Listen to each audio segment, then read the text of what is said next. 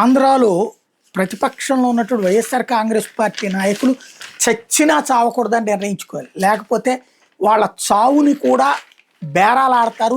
చావు చచ్చేదాకా చంపేస్తారు అన్నమాట. చావుని కూడా ఇది వినడానికి చండాలంగా ఉంటుంది పదం, కానీ నిజం.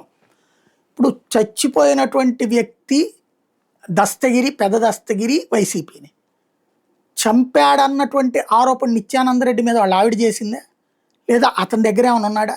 లేడు. ఇది ప్రభుత్వానికి ఉచ్చు బిగుసుకోవడం కాదు, ప్రభుత్వ అసమర్థత కింద అనడానికి కూడా ఏం లేదు.